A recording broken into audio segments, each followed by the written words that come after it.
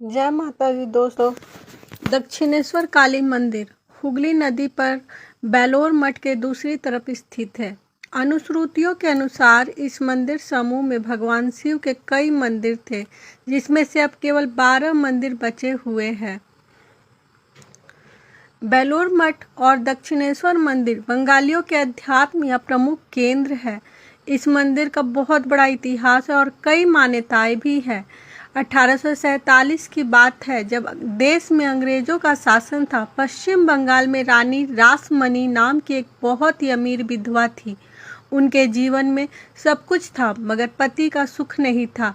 रानी रासमणी जब उम्र के चौथे पड़ाव पर आई तो उनके मन में सभी तीर्थों के दर्शन करने का ख्याल आया।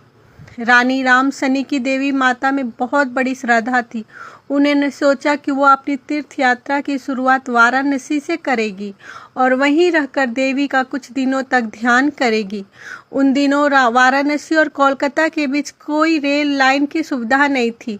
कोलकाता से वाराणसी जाने के लिए लोग नाव से जाया करते थे। जैसे ही आप जानते हैं, दोनों ही शहरों में से गंगा नदी गुजरती है, इसलिए लोग गंगा के रास्ते ही वाराणसी तक जाते थे।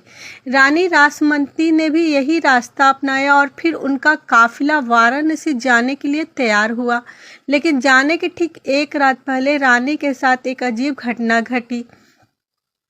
ऐसी कहानी प्रचलित है कि मन में देवी का ध्यान कर वो सो गई। रात में एक सपना आया। कहा जाता है उनके सपने में देवी काली प्रकट हुई और उनसे कहा कि वाराणसी जाने की कोई ज़रूरत नहीं, तुम गंगा के किनारे मेरी प्रतिमा को स्थापित करो और एक सुंदर मंदिर का निर्माण कराओ। मैं उस मंदिर की प्रतिमा में खुद प्रकट होकर श्रद्धालुओं को पूजा को स्वीकार करूंगी। तुरंत ही यह सपना देखकर रानी की आंख खुल गई। सुबह होते ही वाराणसी जाने का कार्यक्रम रद्द कर दिया गया और गंगा के किनारे मां काली के मंदिर के लिए जगह की खोज शुरू कर दिया गया। कहते हैं कि जब रानी इस घाट पर गंगा के किनारे जगह की तलाश करते करते आई तो उनके अंदर से एक आवाज़ आई कि हाँ, इस जगह पर मंदिर का निर्माण होना चाहिए। फिर सुबह होते ही रानी का वाराणसी जाने का कार्यक्रम रद्द कर दिया गया और गंगा के किनारे मां काली के मंदिर के लिए जगह की तलाश शुरू कर दी गई। मान्यता है कि जब रानी इस घाट पर गंगा के किनारे जगह की तलाश करने आई थी तो उनके अंदर से एक आवाज़ आई कि हाँ, इस जगह पर मंदिर का निर्माण होगा। फिर वह जगह खरीद ली गई और मंदिर बनाने का काम तेजी से शुरू हो गया। बात 1847 की है और मंदिर का काम पूरा हुआ 1855, यानी कुल 8 सालों में। आपको बता दें, विवेकानंद जी के गुरु रामकृष्ण परमहंस का इस मंदिर से बहुत ही गहरा नाता है। दक्षिणेश्वर काली मंदिर में देश के कोने कोने से लोग देवी मां काली के दर्शन का इंतजार करते हैं। कहते हैं दक्षिणेश्वर काली मंदिर में रामकृष्ण परमहंस को दक्षिणेश्वर काली ने दर्शन दिया था। दक्षिणेश्वर काली मंदिर से लगा हुआ परमहंस देव का कमरा है, जिसमें उनका पलंग और दूसरे समूह चिन्ह सुरक्षित है। दक्षिणेश्वर काली मंदिर के बाहर परमहंस की धर्मपत्नी श्री शारदा माता और रानी रासमणी का समाधि मंदिर है और वह वट वृक्ष है जिसके नीचे परमहंस देव ध्यान किया करते थे। सनातन धर्म में मंदिरों की परंपरा काफ़ी पुरानी है। भारत धर्म भक्ति, अध्यात्म और साधना का देश है। यहाँ अति प्राचीन समय से पूजा स्थल के रूप में मंदिर के विशेष महत्व रहा है। ऐसे में देश में आज लाखों करोड़ों मंदिर है। भारत में बने इन मंदिरों में कई मंदिर आज भी रहस्य बने हुए हैं। दरअसल इनका रहस्य आज भी लोगों के लिए एक अनसुलझी पहेली है, यानी कि मंदिर समझ से परे है। आज हम आपको ऐसे ही मंदिर के बारे में बताएंगे जहां श्री कृष्ण की खंडित मूर्ति की पूजा की जाती है। इस मंदिर में खुदकुशी करने वाले पंडित की जान बचाने काली माँ प्रकट हो गई थी। इस मंदिर के दक्षिणेश्वर काली मंदिर के नाम से जाना जाता है। दक्षिणेश्वर काली मंदिर का बहुत ही बड़ा इतिहास है और कई मान्यताएं भी हैं। इस मंदिर के पुजारी रामकृष्ण परमहंस को मां काली साक्षात वक्त दर्शन दी थी। इस बारे में कहा जाता है कि रामकृष्ण परमहंस का विश्वास था कि कठोर साधना से माँ काली का साक्षात्कार किया जा सकता है। इस कारण इन्होंने पूरी निष्ठा के साथ माँ काली की पूजा अर्चना किया करते थे।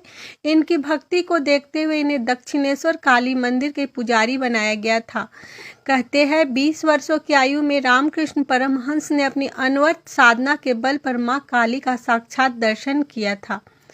रामकृष्ण परमहंस भूखे प्यासे सिर्फ मां काली को निहारते रहते थे और भीतर ही भीतर यह सोचते रहते थे कि जब उनकी आराध्य उन्हें दर्शन देगी। रामकृष्ण परमहंस मां काली के सामने रोते रहते, जैसे कोई बालक वाकई अपनी मां से बिछुड़ गया हो। वो अपनी आराध्य से बस यही कहते रहते थे कि वे अपनी असली स्वरूप दिखाए, उन्हें दर्शन दे। मंदिर में उपस्थित अन्य लोग उन्हें पागल तक समझ बैठे थे। अपनी माँ से दूर रहते हुए परमहंस बेहद निराश और हताश हो चुके थे। वह काली माँ के चरणों में बैठकर खड्ग से अपने सिर काटने ही वाले थे कि स्वयं माँ काली ने उनका हाथ पकड़ लिया और उस दिन के बाद जब तक वह जीवित रहे तब तक माँ काली उनकी अपनी माता और सखा के तौर पर उनके साथ रही। खंडित मूर्ति की भी पूजा यहाँ होती है। दक्षिणेश्वर काली मंदिर के प्रांगण में मां काली के अलावा शिव और कृष्ण के मंदिर भी है, जहाँ एक और सामान्य मान्यता के अनुसार घरों में खंडित मूर्ति रखना अशुभ माना जाता है, लेकिन भगवान कृष्ण का समर्पित राधा गोविंद मंदिर कृष्ण की खंडित मूर्ति की ही पूजा की जाती है। इसके पीछे भी एक कथा, एक बार की बात है। मंदिर बनकर तैयार था। जन्माष्टमी के अगले दिन राधा गोविंद मंदिर में नंदोत्सव की धूम थी। दोपहर ही आरती और भोग के पश्चात कृष्ण को उनके शयन कक्ष में ले जाते समय कृष्ण की मूर्ति धरती पर गिर गई, जिसकी वजह से उनका पांव टूट गया। सभी के लिए अमंगल का क्षण था। सभी भक्तजन इसे पेशोपेश में थे। उन्हें ऐसा क्या अपराध हुआ जो कृष्ण उन्हें नाराज हो गए। वह आने वाले प्रकोप से भयभीत थे।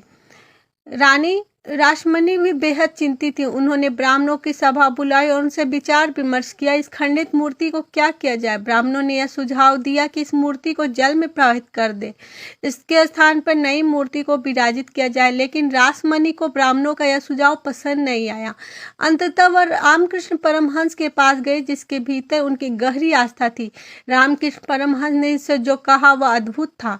रामकृष्ण ने कहा कि जब घर का कोई सदस्य विकलांग हो जाए या माता पिता में से किसी एक को चोट लग जाती है तो क्या उन्हें त्याग कर नया सदस्य लाया जाता है? नहीं, बल्कि उनकी सेवा की जाती है। बस फिर क्या था, रासमणी को परमहंस का यह सुझाव बहुत पसंद आया और उन्होंने निश्चय किया कि मंदिर में कृष्ण की इस मूर्ति की पूजा की जाएगी और साथ ही उनकी देखभाल भी होगी।